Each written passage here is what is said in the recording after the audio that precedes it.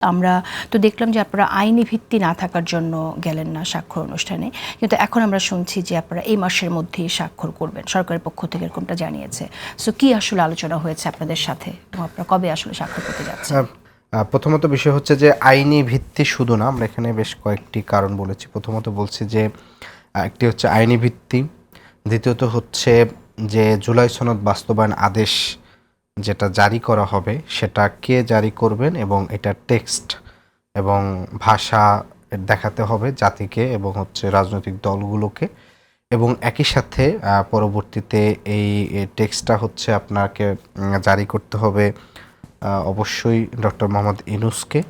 একই সাথে এই জারির পরবর্তী সংসদে যারা নির্বাচিত হবেন তাদেরকে কনস্টিটিউয়েন্ট পাওয়ার দেওয়া হবে এবং সেটার পরবর্তীতে যে সংবিধানটা সংস্কার করা হবে সেটা সংশোধিত সংবিধান 2026 রেফারেন্স হিসাবে। এই ধরনের আমাদের টোটাল 3টা দাবির প্রেক্ষাপট দেওয়া হয়েছে এবং এই দাবির প্রেক্ষাপটে ঐক্যমত কমিশন যদি দাবির সাপেক্ষে মানে দাবি পূরণের সাপেক্ষে এনসিপির স্বাক্ষর করতে কোনো আপত্তি নাই, এবং একই সাথে ঐক্যমত কমিশনের মেয়াদ শেষ হয়ে গিয়েছিল, পরবর্তীতে এটিকে বাড়িয়ে আরও 31 অক্টোবর নেওয়া হচ্ছে। তার মানে ঐক্যমত কমিশন আনুষ্ঠানিক অনানুষ্ঠানিকভাবে তাদের যে প্রক্রিয়া সে প্রক্রিয়ার সাথে এনসিপি যথাযথ প্রক্রিয়া অংশগ্রহণ করবে, তবে তার দাবি আদায়ের বিষয়ে এনসিপির যে অবস্থান যেটি আছে সেটি এখনও দৃঢ়তার সাথে আছে। ওকে, আমি মাহমুদা হাবিবা আপনার কাছে শুনি যে এই যে দাবি, 3টি দাবি যেটা রেখেছে এনসিপি থেকে, এবং এটা আসলে এখন স্পেসিফিকলি এনসিপি বলছে কিভাবে হতে পারে, কিন্তু এর আগে থেকেই আমরা এনসিপিকে বলতে শুনেছি যে জুলাই সনদের আইনি ভিত্তি না হলে আমরা স্বাক্ষর করব না।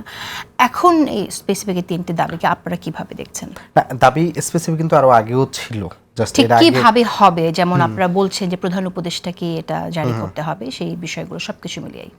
দেখুন, জুলাই যে সনদের যেদিন স্বাক্ষর করা হলো, এটা আসলে একটা ঐতিহাসিক সময়, ঐতিহাসিক মুহূর্ত। গোটা জাতি এক হিসেবে বলা যায় এটার জন্য প্রতীক্ষারত ছিল। আর সেই রকম অনুষ্ঠানে যেখানে জুলাই নামটা সংযুক্ত, সেখানে এনসিপি নাই, এটার চেয়ে কিন্তু হৃদয় বিদারক আমি ব্যক্তিগতভাবে মনে করি। বাংলাদেশে অসংখ্য মানুষ আমার সাথে একমত হবেন, দল মত নির্বিশেষে সবাই একমত হবেন যে জুলাই নামটার সাথে এনসিপি ওতপ্রোতভাবে জড়িত।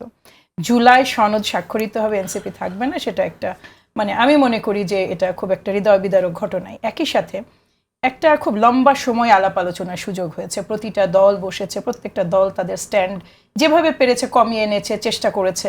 এই জায়গাটাই আসলে ঘাটতিটা কোন দিকে আছে, দল হিসেবে এনসিপির চাওয়া তারা সেটা সবসময় এক্সপ্রেস করেছে। তারা তাদের মতো করে, আমি বলবো যে তারাও যে 2-1টা চাওয়া থেকে সরে আসেনি তা না, কিন্তু বিষয় হচ্ছে যে এই আলাপ আলোচনাটা বেশ দীর্ঘায়িত হয়েছে, এমনকি স্বাক্ষরের আগেও একটা লম্বা সময় কিন্তু গেছে। ধরুন হয়তো হবে, এখনো স্বাক্ষরটা হয়তো এই কথাগুলো মেনে নেওয়া হবে, তারা যে 3টা দাবি দিয়েছেন সেটা হয়তো মানা হবে, কিংবা হয়তো তারা 3টা দাবির মধ্যে থেকে দেখা যাবে যেটা এটা তো রাজনীতি, এখানে শেষ কথা বলে আসলেই কিছু নাই।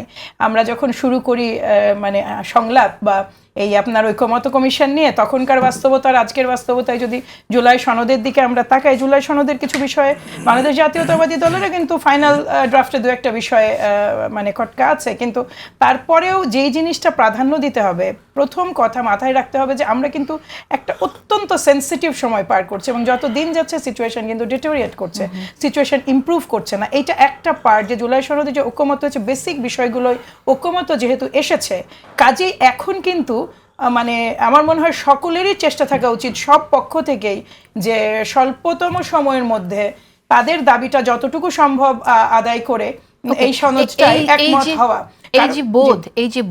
এই বোধটা কেন আসলে যারা এখানে সবাই ছিলেন স্টেক হোল্ডার্স তাদের মধ্যে আগে আসলো না? কারণ এই কথাটা তো এনসিপি আগে থেকেই বলে আসছে।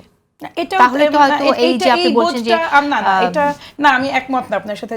এনসিপি রাজনৈতিক দল হিসেবে তাদের চাওয়াটা চেয়েছে, বাংলাদেশ জাতীয়তাবাদী দল তো ভিন্ন রাজনৈতিক দল, তারা তাদের চাওয়া চেয়েছে। প্রত্যেকটা রাজনৈতিক দল তাদের মতো করে তাদের চাওয়া উপস্থাপন করেছেন।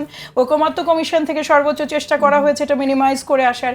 যেই দল যেভাবে পেরেছে তাদের পজিশন, তাদের স্ট্যান্ডকে কম্প্রোমাইজ করে হোক, যেইভাবেই হোক, সেই জায়গাটাই তো বাংলাদেশ জাতীয়তাবাদী দল কোনোভাবে তাদের মানে মানিয়ে নেওয়ার যে প্রচেষ্টা সেটা তো কোথাও কোনো ঘাটতি ছিল না, এখনো নাই। এটা এমনকি আমাদের বিষয়ও না মেনে নেওয়ার ক্ষেত্রে।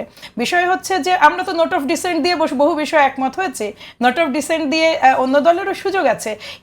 এইটাতে অংশগ্রহণ না করার যে সিদ্ধান্ত, বা যেটা আপনি সিদ্ধান্তই বলুন আর দায়ী বলুন, আজকে থেকে 10 বছর পরে যখন হিস্ট্রি লেখা হবে এই দায়িত্ব এনসিপির ঘাড়েই যাবে, অন্য দলের ঘাড়ে নয়।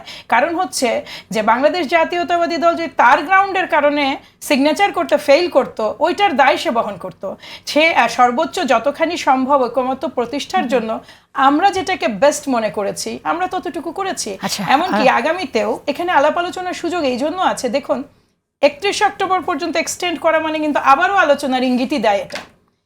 এখানে আবারও যেই পক্ষগুলো এখনো সহমত হতে পারেননি, তাদের আস্থা এখনো তৈরি হয়নি, কিংবা তাদের সুনির্দিষ্ট এজেন্ডার বাস্তবায়ন হয়নি, তারা নিঃসন্দেহে আলাপ আলোচনার সুযোগ আছে।